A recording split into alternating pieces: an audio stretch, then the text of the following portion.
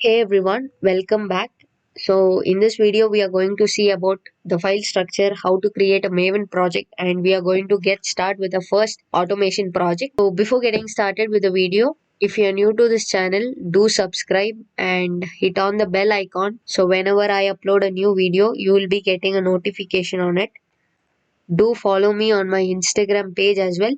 Let's get into the video. So I've started a playlist of Selenium. So do watch it. Let's get started. Before getting into Selenium, you need to set up the environment, right? So for that, what and all is required. First thing, you require an Eclipse IDE. I have already installed the Eclipse IDE. If you have not installed the Eclipse IDE, I'll just give you this link in the description. Do check it out. So Eclipse IDE. So I'll give the link in the description, as well as I think I have already covered this installation part in another video. Do check it out if you don't know how to install both Eclipse and Java. Watching this video, you will know how to install, how Java is installed and configured. So do watch it. I'll give the link in the description. Once after this, start off with Selenium. So what I did was I just created one folder, snehacodes, and now I have to, you can create anywhere in your machine. So I just created on my desktop itself. Then what you do is open this, open your Eclipse. After opening Eclipse, click on file, and here you will have switch workspace. You will get three more options here. So if your project is currently you have one folder and you are willing to work in the same directory, you can choose that. Else, if you want to work in the new directory which you have created, you can go to other, and here you can select, just browse wherever you have created. Suppose you have created on your desktop, click on desktop, select folder, and then launch. So what happens is you will get one window launched in this way. Now you have to create project. Create a Maven project, not a Java project. So you will have a doubt, why Maven project instead of Java. So for Java project, if you want to include any library, you have to do it externally. But when you create a Maven project, you can do that internally without downloading any jar files. Maven does it automatically for us. I'll just show you that. Before that, let me click on create Maven. You will have an option here, create Maven, or else you can go to files, new. You will have Maven project. If you don't have Maven project, click on other and type here for Maven. Okay. If you don't find Maven, then type here. Click on Maven project. Next. So here, create a simple project. Click on next. Here it is asking group ID and artifact ID. So let's give a group ID. So I'll just tell this as Selenium Basics. I've just told this as Selenium Basics. And artifact ID, I'll just give the same. Then click on finish. So what just happened was I've just created one Maven project here. So on Maven project, when you create, you will have, these are the things that will be there when you create a fresh Maven project. Let's understand the file structure first. For file structure, let's go to, or you can type Maven file structure guide, and you will have this introduction to standard directory layout. So here you can see source main Java, application library source. So here, which is source main Java. So what does this application library source mean? All the Java code that we are writing will be in main Java. So you will be having different kind of packages, and you will be having different kind of files. And the second thing that we have here is source main resource files. Let's go here and see what is given. That application library resources. So resources such as the driver that you are downloading can be inside this resource, or the configure property files. All those files can be here. Commonly the files that we are going to read, so all those can be inside this resource files. And then you have source test Java. So this test how many files Java page is containing. We'll have an alternative test files for that. So all the test files will be inside Java test, and all the main files will be inside Java main. And similar way for resource, also we have which is test resource. Apart from that, what we have here is we have the JRE. This is nothing but your Java runtime environment, and this is source, nothing but the same thing, source main test. Inside main you have Java and resource. So you have Java and resource. and inside test you have Java and resource. The folder or the file that you create, you will get here. That's it. And this pom.xml file is very important because we'll be pasting all the dependencies here. It is like the heart of entire project. So without this pom.xml file, the project will not work. Okay, so why in the sense, because we'll be pasting all the dependencies here, and inside pom.xml file you can see that you have the version here, the group ID. Remember, while creating a Maven project, we gave the group ID and artifact ID, and you have the version. So don't change anything for now. So that's it. I'll show you how to paste the dependencies as well. What we'll do here is we'll just create one. Before creating, we have to paste the dependency of Selenium MVN repository. So just type MVN repository, the first link. So here you can just search here for Selenium Java. See, this is the first link. Take the first link and you can see the versions that is released, and there are many versions. You can copy the latest, or else you can copy with which has more number of users usages. Accordingly, you can just copy. We'll just copy this latest, which is released previous month. So June 7th this was released, which is 4.10.0. so we'll just copy this version. So click on that, you will get something like this. Let's copy this, and here while pasting the dependency, it has to be inside dependency. Inside this dependencies, we have to paste all the dependency. So I've pasted the first one here. So what just happened was I just copied from here. I just pasted it here. Now when I save, you can see that dependency will be downloaded automatically. So I'm clicking on save. So here you can see it is building.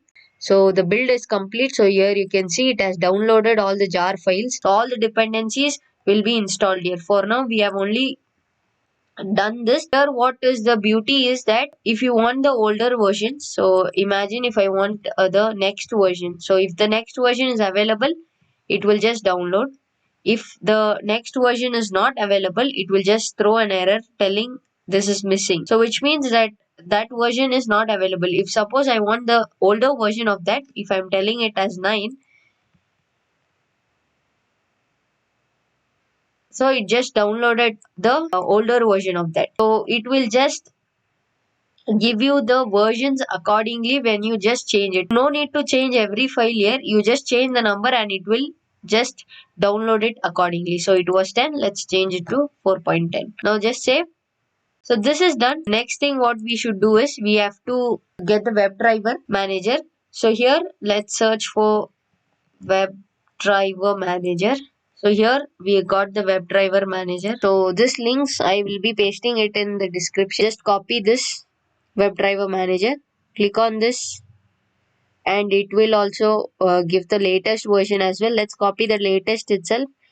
So this is the latest version. Let's copy and paste it inside pom.xml. So I've just pasted it here. Just give save and it will start building.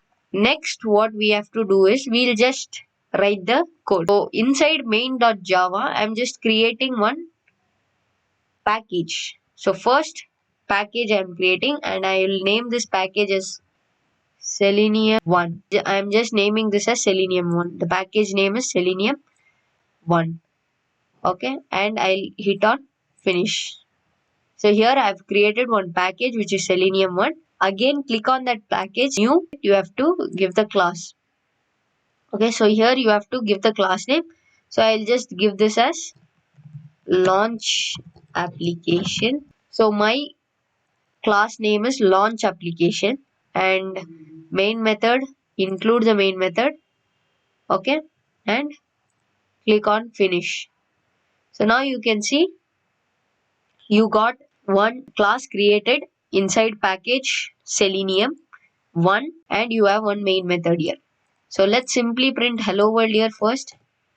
So give printout statement and tell hello, welcome to Selenium.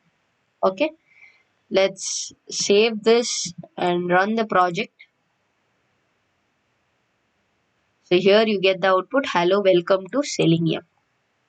Okay, this is just a print statement, nothing with Selenium. Okay, first what you have to do, we have to configure the browser.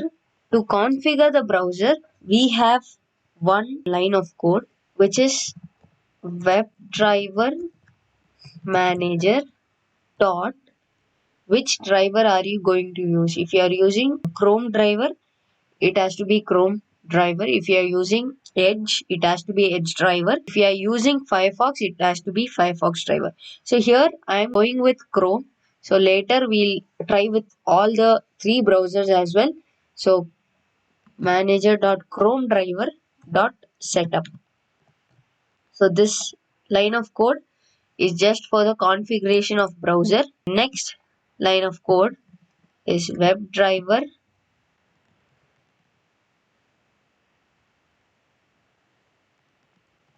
WebDriver driver is equal to new Chrome driver. So we are creating object instance. WebDriver is an interface. Chrome driver is a class driver. Import Chrome driver. So just import it, okay, so that you will not have the error. Import WebDriver as well. WebDriver. What this will do is it will open the Chrome driver window. So let's run this, save and run as Java application. So you can see one window got opened. So this line of code, what it will do is it will open a blank window. So here you can say this as step 1, open window, setup or open window, Chrome window. Okay, it's commented here, and here you can tell this as configuring the browser. So here you can see WebDriver manager. Let's understand what is WebDriver manager, what is Chrome driver here, what is WebDriver here. Click on WebDriver manager, control click, and it will direct you to one particular class. WebDriver manager is a abstract class. You can see what and all it will take, what and all you can do with WebDriver. It returns different driver such as Chrome, Firefox, Opera, Edge, Internet Explorer, and you have Safari, you have White driver. So all of these drivers. Okay, now let's move on and understand what is Chrome driver. Here you can see public static synchronized WebDriver Chrome driver returns Chrome driver manager. This Chrome driver returns what? Chrome driver manager. So this Chrome driver returns Chrome driver manager, and which means it will call the Chrome driver. Let's understand what is a web driver. This line of code will create instance of Chrome driver. So this driver is an instance created there. So let's see what is web driver. Web driver is an interface. So if you can see here, public interface. So web driver is an interface, loads a new web page in current browser window. Okay, this is done using HTTP post. You can just go through this and understand it much better. So here what we have done is first we have wrote one line of code for configuring the browser, and step 1 is that we have to launch the Chrome browser. So we just created one instance for Chrome browser which is driver, and here the web driver is an interface, and the next line of code that we are going to write will be to launch particular application that we want to work with. So here let me give this as step 2, launch the application. So this is going to be using that instance that which we have created. We are going to tell get. So this get function, what it will do is it will take the URL of, suppose if I want this facebook.com, copy this facebook.com URL and paste it here. Now save this. Let me go run, right click, run as Java application, and you can see the Facebook page. We are directed to facebook.com. This is the way that you launch an application using Selenium. There is another method of writing. Tell create. This is a new method. Instead of writing 3 line of code, you can just make it with 2 line of code. So this line of code is not at all required. So I'll just comment it for now. And here I've given create instead of setup. And here let's create that instance. So Webdriver driver is equal to, and within this 2 line of code you will get the application launched. So let's check with this as well. Run Java application. It just opened facebook.com. So this is the modernized way, and this was we were using it, and this is the latest version. Instead of writing the this line of code has been removed. Okay, so you can just do it within 1 line of code and you can just get the URL. We'll just move with this itself. I'll be commenting this because I'm going with this, so I'm commenting this. Now we got into this application with the help of automation, with the help of Selenium. We didn't tell facebook.com. Instead, what we did was we wrote the code here to get that page. If I want to enter email and password here, I'll do this way, right? Manually, I'll do this way. gmail.com, and I'll tell password as this, and I'll just click on this login button. So same thing with the help of automation. How do I do it? Okay. So now getting back here, we have to find, first of all, we have to know about the locators and all those things. But before that, I'm going to perform this launching and stuff, and I will enter the details here, and later in next video I'll be explaining about the locators. I'll be coming up with locators and all those things. So first thing is that when I want to enter some data in this field, this is an input field, this is an input field, this is a button. So for input tag, just you have two methods to do it. One, you can just click on this element and move the cursor wherever you want. Suppose I want to get the details of this particular input field. I want an unique attribute of this input field. So while entering data, it should identify the unique value of that input field and enter the data. For that, I have just clicked and dragged, dropped, and I'm gonna click. So now I am in this field. The code, the input code for this field is this. Correct? Now when I hover on this input field, it is highlighting this email. From here, from this input tag is an HTML tag. From this tag, we have to know the unique selector, unique locator. We have to identify the unique locator. So locators separately we'll be seeing in next video. Before that, here we have class, name, ID, data test ID, placeholder. All these are attributes of that particular input tag. So we have around 8 locators. So here what I am going to take is ID is one locator and name is the other locator. So we'll just see these two things now. I'll be taking ID. So when it comes to locators, always first preference is given to ID. Why ID is ID will not be duplicated. So ID always will be unique. In case if there is no ID for that particular field, you can go with name because name is given the second preference. I am going to use this ID and I'll copy this email. Copy this email which is inside ID and go to your code and tell driver dot find element by what? By ID. I have used ID, right?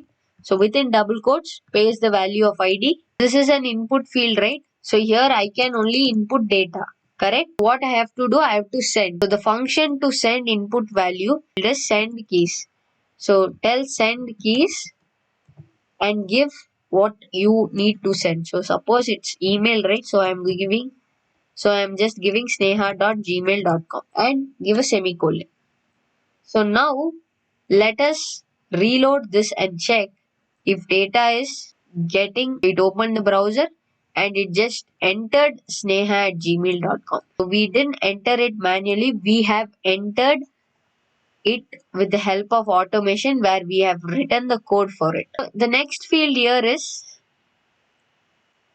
password. So we'll do the same thing for password as well. So this is one method of writing. While entering password, I'm gonna write with another method. So I'll just tell driver dot find element by, this time we'll go with name, and let's go inspect. So now I want password. I'll select this. So the ID we are taking name. So pass, name is pass. Copy this, paste it here and tell okay, done. So here we have directly given send keys.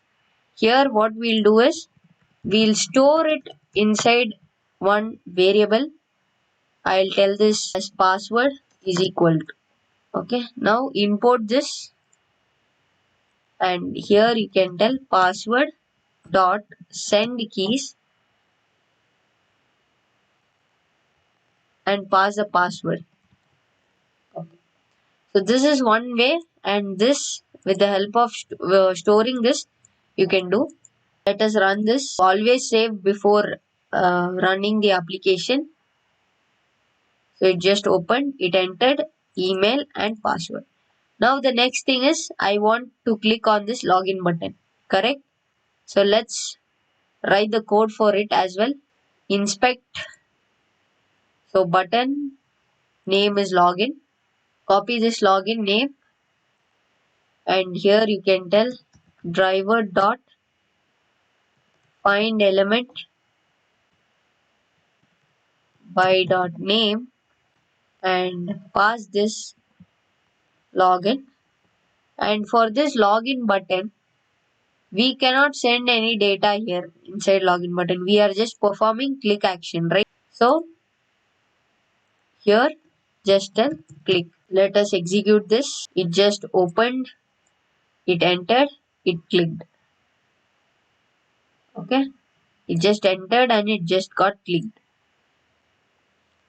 So we have performed entering value to an input. We just have performed click action here.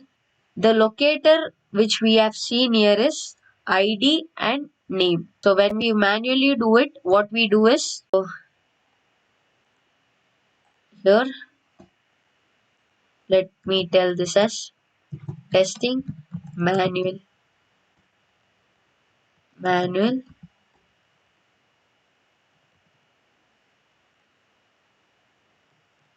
step 1. We'll just open the browser.